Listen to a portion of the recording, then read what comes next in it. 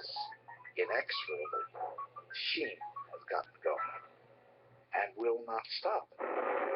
We are churning out these nuclear weapons. We're putting them in planes, flying all over the place. I told you! People were scared. Oh, God. Everybody's doing their job, and everybody's doing the right thing. And 10 million people are going to die. What do we do, Mr. Chairman? What do we say to the dead? Fail safe. Meant what it said. Got to do it, and fast. How relatively unimportant human feelings and ideas are once this mechanism gets going. Keep receiving no matter what you hit. It builds to a perfect ending, or to a frightening, frightening ending that you don't think is going to happen. Drop your bombs according to plan. We created these murderous toys. They're going to run away with us. The theme of this is to stop and think.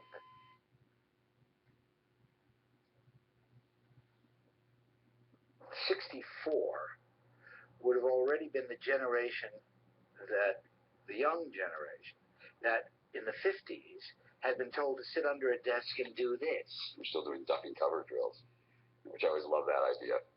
Get down on your knees, put your hands over your head when the nuclear bomb hits. You'll be fine. It was a time of a great deal of fear and agitation about the bomb. Johnson, when he ran for the presidency in '64, locked it up with that unbelievable commercial. 10, 9, 8, 7, 6, 5, 4, 3, 2, 1, 0. These are the stakes. To make a world in which all of God's children can live, or to go into the dark. We must either love each other, or we must die. The '64 election was very, very much centered on that, with Johnson maintaining that Goldwater was not only a hawk, but a totally irresponsible hawk. The climate was one of fear. And I must say my own impression as an Irishman coming over here from Ireland was that the Americans seemed to be a very scared crowd. You're a traitor. You're worse than anybody. I think Americans dealt with that threat of war the way Americans deal with those things. Well, I said, first of all, you look for somebody to blame. You look for an enemy. The Russian aim is to dominate the world. They think that communism must succeed eventually if the Soviet Union is left reasonably intact. I was in the Soviet Union for close to 6 months. And I had, of course, been conditioned over here to the great dangers of the Soviet Union and how they could destroy this country. And after 2 months there, I saw that the whole thing was a lie. Do you believe that communism is not our mortal enemy? The McCarthy period was very much an adjunct of the Cold War. While I was writing television, the blacklist happened. So I was blacklisted from 1950 to 58. The only options available to a blacklisted writer was to write under a pseudonym, assuming you could find a producer who would cooperate on that. I was very lucky in knowing Sidney and Charlie Russell. Neither of them was blacklisted, but if it had been known that they were hiring blacklisted people like myself, they would have been blacklisted. They took a big risk doing that, and they were very courageous. I remember being at a Giants football game. Somebody I was with say, hey, there's this book coming out that I heard about. The book attracted a lot of attention and struck some kind of nerve, and I think that made it possible. I did feel that this was a good time to make this movie, and it also was a good time for it to be received well. The Cuban Missile Crisis was, I believe, '62. So God knows that was a revival of it all. There was debate. I mean, there was an anti-war movement. There was an anti-bomb movement. I think the timing was right for Failsafe to be made. I was approached by a man named Max Youngstein, who was the producer of it, and said he was going to direct. Max Youngstein was wonderfully brave, very compassionate. You kept wondering, how did he ever wind up in movies? Very politically committed, of the left. His field had always been in marketing and publicity, and I think he sensed that this was a very commercial project. He said that he felt it was his duty to do this movie. And I think he felt a sense of obligation. I think Sidney felt the same way. Max felt the same. We all felt the same way. There are 4 real places that you tell the story from. You tell the story from the War Room. That overtake and attack Group 6. You tell the story from the Pentagon. From this point of view, old-fashioned. You tell the story from the president's bunker. It's a mistake. You tell it from the cockpit of the plane. It's at Omaha. Each of them is a very personal story. The characters in Failsafe all kind of express a point of view. That's what they're there for. We now have the capacity to blow up the whole world several times over. Black was his name. General Black. Yes, Mr. President. Rather righteous, We're talking about the wrong subject. but nevertheless a realist at the same time. Fighting for your life isn't the same as murder. He, as the general, is the guy who says we have to slow down. We're going too fast. Things are getting out of hand. He was your brave, honest military man who was beginning to have qualms about what was happening. You know what you're saying. He questions. He's questioning himself. He's questioning what's happening. What gives us the right to live then? What makes us worth surviving, Groteshella, that we are ruthless enough to strike first? Yes! Those who can survive are the only ones worth surviving. Walter Matthau played a A-bomb theoretician who was clearly patterned after Herman Kahn. I'm a political scientist who would rather have an American culture survive than a Russian one. Kahn wrote a book which in essence said, well, it's an atomic war is survivable. The point is still who wins and who loses, the survival of a culture. When Sidney cast Walter Matthau, he had not been an established comedian yet. Peculiar reversal. Press would be interested. And knew that he was a wonderful actor, period. And that there's a lot that he could do. I've been making a few rough calculations based on the effect of 2 20-megaton bombs dropped on New York City in the middle of a normal work day. He's so believable in this role and so dark. Not your kind. I'm not your kind. He plays him straight and says, this is how you win. This is how you do it. And that's what makes him evil. Now, Mr. Secretary, now is when we must send in the first strike. Hardest thing about casting this was finding a guy who could play the president that you believe is world weary and that you trust. Oh, Buck, how's your Russian today?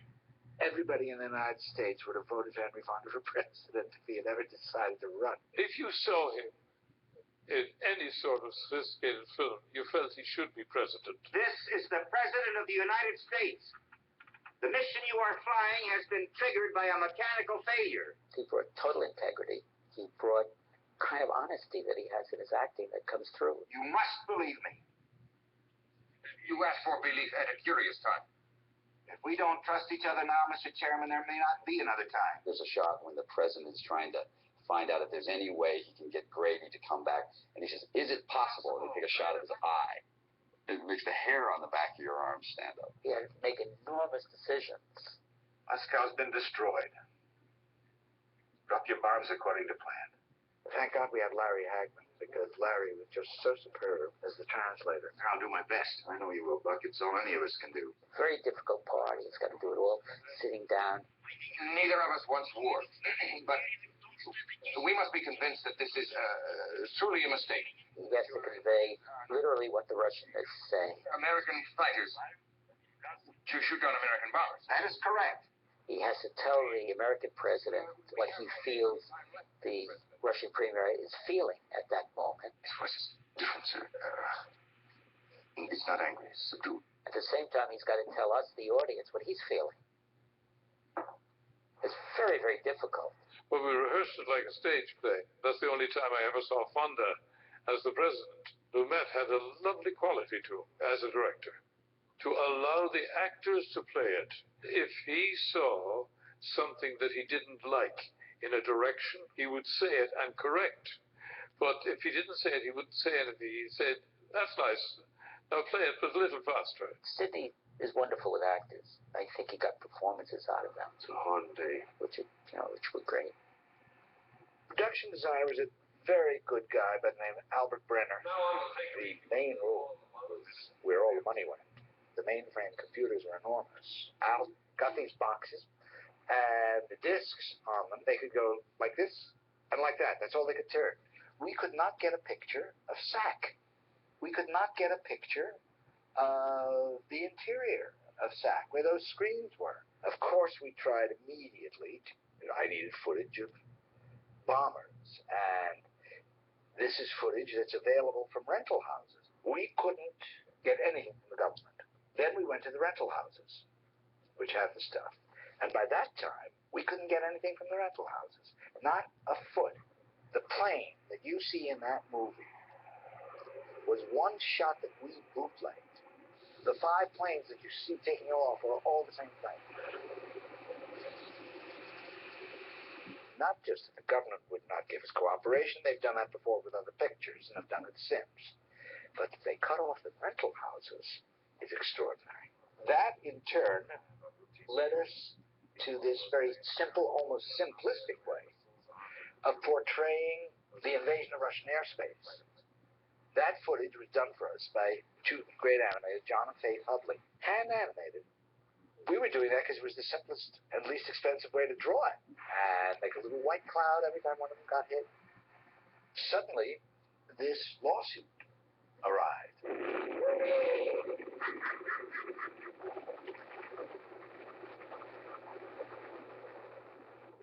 Stanley Kubrick. He was working on Dr. Strangelove, which had been taken from a book called Red Alert. And the authors of Red Alert, Stanley and Columbia Pictures, sued the authors of Failsafe, who were 2 professors, on a plagiarism basis. I remember Max at some kind of a press conference saying, "You can't tell me that 2 professors would be guilty of plagiarism." They treated it satirically. We treated it straight. The 2 movies, Strangelove and Failsafe, have everything in common in terms of storyline, and nothing in common in terms of character, intent, or style. This is the President of the United States. Do you hear me clearly? Hello, Dimitri. Listen, I can't hear too well. Do you suppose you could turn the music down just a little? The Russian aim is to dominate the world. I can no longer sit back and allow communist infiltration. All I can tell you is that it's an accident. It's not an attempt to provoke war. It's not part of a general attack. Don't say that you're more sorry than I am, because I'm capable of being just as sorry as you are. So we're both sorry, all right? Gentlemen, I am taking over command of this post. You can't fight in here. This is the war room. This one's harder to do. It's harder to do it straight. Columbia Pictures bought Failsafe in order to keep it off distribution. Wouldn't have hurt Strangelove to have a straight picture come out and then a satire. But having a satire come out first and then the straight picture hurt us. We opened to no audience whatsoever. You have to look silly after the comedy versions come out. Just when you think any other movie would now fix this, it does just the opposite. I'm up in the air in a bomber. I will fly the plane and release the bomb. Deciding to release that bomb right onto the heads of his wife and kids. There are 10 close-ups of the most ordinary street activity going on in New York. What was important to see was that the 10 little pieces of life that we had up there ended at that moment. It destroys it, and you can't believe they did it. I don't have to tell you that the disclaimer at the end was put on by Columbia Pictures. I remember saying to Leo Jaffe, who ran Columbia, "Why didn't you put it on Stanley's picture, too?" Of course, the studio would have put on an epilogue to assure the audience that this could never happen. They'll always play it safe. Why remake Failsafe as a film? We're trying to tell a story that we think, first of all, is a really good, smart storytelling, and still holds up. You're telling me I have specifically ordered that to do. It's perfect. Don't get on the horn and keep that order. It's timeless now because there are still questions about nuclear exchange, except that it's not one area to worry about. It's not. Sorry we alarmed you. Russia still has, 18,000 nuclear missiles. We have God knows how many. This whole policy of overkill, it makes no sense. They're all based on computers, and as we all know, computers are not fail-safe, whatever they say. You know, we just had Y2K, and nothing happened. But I woke up at 6 in the morning and turned on CNN just to make sure. It's in the nature of technology. Machines are developed to meet situations. Now they take over. They start creating situations. I think all hell's going to break loose. I think there's a great deal that is out of our control and getting more so. The theme that the humans can do something about this is still very relevant. We put it there, Mr. Chairman, and we're not helpless. What we put between us, we can remove. There's a marvelous quote from Emerson he says, things are in the saddle and ride mankind. I always remembered that this was what was happening. It still is happening. I can hear the sound of explosions from the northeast. The sky is very bright, all lit up.